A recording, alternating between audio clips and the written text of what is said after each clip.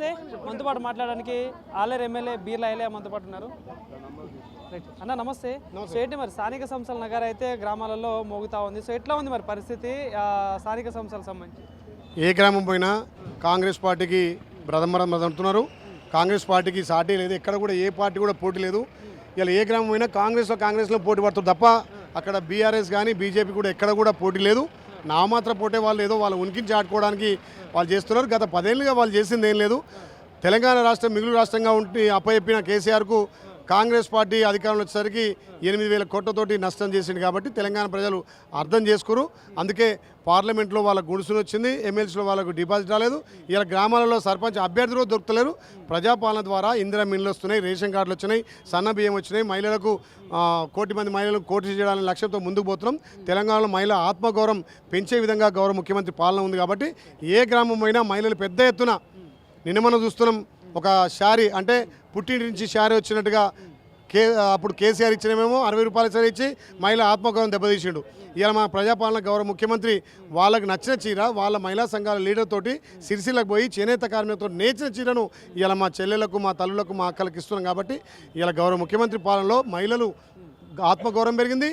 మహిళలకు పెద్దపీట వేస్తున్నాం. 1 కోటి మంది మహిళలను కోటి చేయాలనే లక్ష్యంతో పోతున్నాం. అందుకే ఇలా ఉచిత ఆర్టీసీ ఇచ్చడమే కాదు, ఆర్టీసీ బస్సులకు ఓనర్ చేస్తున్నాం, పెట్రోల్ బంకులకు ఓనర్ చేస్తున్నాం, సోలార్ ప్యానెళ్లకు ఓనర్ చేస్తున్నాం. ఇలా మహిళా సంఘాలకు వడ్డీ లేని రుణాలు ఆ ప్రభుత్వం ఆపితే మాది 3 విడతలుగా వడ్డీ లేని రుణాలు ఇస్తున్నాం.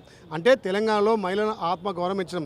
అందుకే పెద్దలు ఏమంటారంటే ఇంట్లో మహిళ ఆర్థికంగా ఉంటే ఆ ఇంట్లో లక్ష్మీదేవి తాండవిస్తుంటారు. అంటే ఆ రకంగా మహిళలకు గౌరవించి మహిళను ఆర్థికంగా బలోపేతం చేయడం కోసమే ప్రభుత్వం ముందుకు వస్తుంది. స్థానిక సంస్థల ఎన్నికల్లో కామారెడ్డి డిక్లరేషన్లో భాగంగా 42% రిజర్వేషన్ అన్నారు. కానీ బీసీని మోసం చేస్తూ ఉంది కాంగ్రెస్ ప్రభుత్వం అంటూ అటు బీసీ నాయకులు కావచ్చు రోజు ధర్నాలు చేస్తూ ఉన్నారు. ఏం చెప్తారన్నది? 33% ఉన్న రిజర్వేషన్ను 23% తీసుకొచ్చింది కేసీఆర్. 2018లో చట్టం చేసింది కేసీఆర్. బీసీలను అనగదొక్కింది. బీసీలకు రాజ్యాధికారం రావద్దని చెప్పి కేసీఆర్ అనగదొక్కిండు. ఇలా మా గౌరవ ముఖ్యమంత్రి 2 సంవత్సరాలు ఎందుకు స్థానిక సంస్థలు ఆపిండు? పార్టీ పరంగా ఎందుకు ఇస్తున్నాం? ఇవాళ కోర్టులను గౌరవించి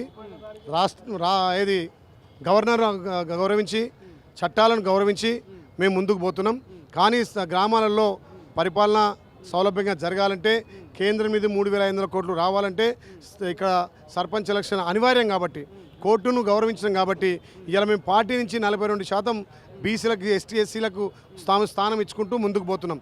నా యాదాద్రి భువనగిరి జిల్లాలో ఇప్పటికే 50% బీసీలకు సర్పంచ్గా కేటాయించినాం. ఎస్టీ ఎస్సీలకు పెద్దపీట వేస్తున్నాం. ఇలా నా ఆలేరు నియోజకవర్గంలో 46 నుంచి 50% బీసీలకు స్థానికంగా రిజర్వేషన్ కల్పిస్తున్నాం. అంటే పార్టీ పరంగా ఇస్తున్నాం. ఇది కాంగ్రెస్ పార్టీ చిత్తశుద్ధి.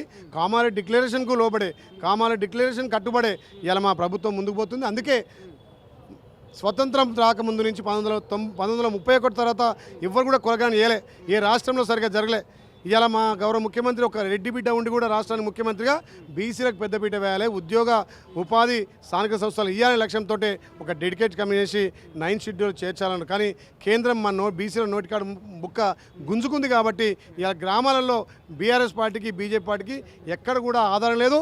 వాళ్ళ క్యాండిడేట్లు దొరకట్లేదు. సో అంటే పవన్ కళ్యాణ్ గారు చేసిన వ్యాఖ్యలు ఎట్లా వస్తారంటే తెలంగాణ దిష్టి పడే కోనసీమ అంతా ఆగమైతా ఉందనే టైప్లో మాట్లాడుతున్నారు. సో దానిపై ఇప్పుడు స్పందిస్తూ ఉన్నారు. అందరూ ఏం చెప్తారు సార్ దీనికి సంబంధించి? పవన్ కళ్యాణ్ గారు ఒక డిప్యూటీ సీఎం హోదాలో ఉన్నారు. తెలంగాణ ప్రజలను కిచ్చపరిచే విధంగా ఆ రకంగా మాట్లాడడం చాలా దారుణం. ఎమ్మడే నేను పవన్ కళ్యాణ్ గారు చెప్తున్నా, మీరు తెలంగాణ ప్రజలను ఉద్దేశించి మాటలను ఎమ్మడే ఉపసంహరించుకోవాలి. తెలంగాణ ప్రజలకు క్షమాపణ చెప్పాలి.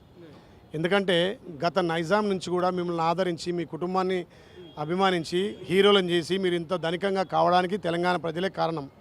ఇలా అలాంటి తెలంగాణ ప్రజలను మీరు కోనసీమ అంటున్నారు. మేము కోనసీమ కూడా పచ్చగా ఉండాలని కోరుకునే వాళ్ళం తెలంగాణ ప్రజలం. తెలంగాణ ప్రజల ఆత్మగౌరవం కోసం బతుకుతారు. తెలంగాణ ప్రజలు దేనికోసం కోరుకున్నారు? నీళ్లు, నిధులు, నియామకాలు, మా ఆత్మగౌరవం అని కోరుకున్నారు. అలాంటి ఆత్మగౌరవంలో తెలంగాణ తెచ్చుకున్నాం. కానీ ఇప్పుడున్నటువంటి పవన్ కళ్యాణ్ ఆ రకంగా మాట్లాడడం నిజంగా కూడా సిగ్గుచేటు. ఇలా తెలంగాణ ప్రజలను గౌరవిస్తేనే హీరో అయినావు.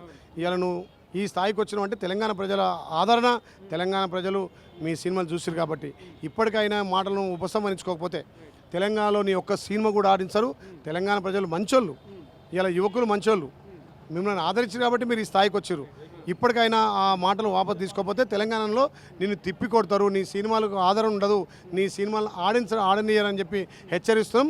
మీరు మాట్లాడిన వ్యాఖ్యలను ఉపసంహరించుకోవాలి. ఒక డిప్యూటీ సీఎంగా మాట్లాడే మాటలు కాదు.